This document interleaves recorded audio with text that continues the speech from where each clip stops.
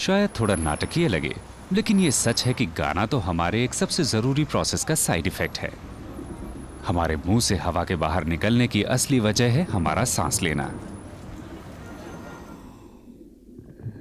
अगर हम कुछ पल के लिए भी सांस रोक लें तो हम जिंदा नहीं रह पाएंगे। हर बार सांस लेते वक्त हमारी नाक और मुंह थोड़ी सी हवा खींच लेते हैं। ऐसा दिन में तकरीबन 20,000 बार होता है। हम इसके सफर को देख सकते हैं। वॉइस बॉक्स के बाद गले के नीचे और फिर हवा की नली के अंदर, जिसे ट्रैकिया कहते हैं। जैसे जैसे ये फेफड़ों के पास पहुंचती है, हवा के पास दो रास्ते हो जाते हैं, दाएं या बाएं, लेकिन दोनों फेफड़े उसे एक ही जगह पहुंचाते हैं। फेफड़ों की हवा की नली टुकड़ों में बढ़कर हजारों छोटी छोटी शाखाओं में बढ़ जाती है, जो हवा के अंदर मौजूद गंदे रसायनों, धूल और धुएं को तब तक छानती जाती है जब तक कि अंत में वो इस पाउच जैसी बॉल में नहीं आ जाती, जिसे एल्वियोलस कहते हैं।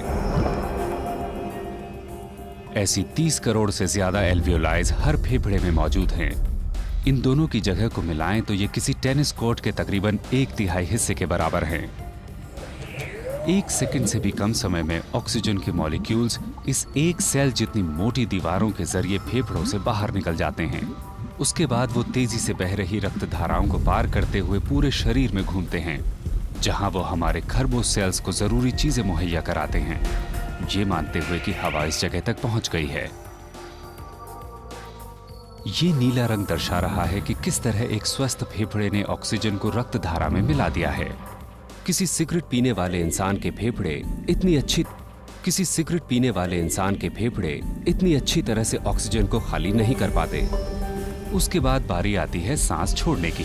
कार्बन डाइऑक्साइड, जो कि सांस का वेस्ट प्रोडक्ट है, वो बाहर निकलने का उल्टा सफर शुरू करती है। दूसरा इनहेलेशन और हमारी सांस लेने का साधन हमें कभी बढ़िया तो कभी घटिया नतीजों वाला एक और तोहफा देता है।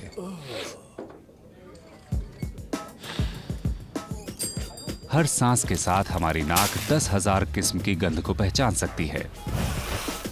इनमें कुछ अच्छी होती हैं और कुछ बुरी। वो हमें शांत करती हैं, सतर्क करती हैं और हमारे मुंह में पानी भी ला सकती हैं। लेकिन किसी भी महक की असली चीज, चाहे वो समुद्र के किनारे बिताया हुआ दिन हो या फिर ताजा पकी हुई ब्रेड, ये सब केमिस्ट्री की चीज है। आइसोब्यूटाइल एसीटेट, फेनिलिक एसिड और 300 अलग किस्म के रसायन एक साथ मिलकर चॉकलेट की जानी पहचानी गंध बनाते हैं। गुलाब का दूसरा नाम शायद फिनाइल इथाइल अल्कोहल हो सकता है। और जब मछली बासी हो जाती है तो उसमें ट्राइमेथिलेनामीन की वजह से बदबू आती है, जो उसके अंदर पलने वाले बैक्टीरिया का बाय प्रोडक्ट है। कोई भी रसायन हो, हमारी नाक के अंदर एक छोटा सा हिस्सा मौजूद है जिसमें तकरीबन 1 करोड़ सेल्स हैं जो उसे सूंघने को तैयार बैठे हैं।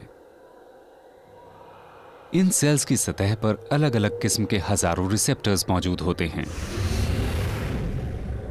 जब सही रासायनिक गंध अपने सही रिसेप्टर से मिलती है, तब एक इलेक्ट्रिकल सिग्नल दिमाग को भेजा जाता है और उसके बाद हमारी इनक्रेडिबल मशीन उसे सूंघ पाती है।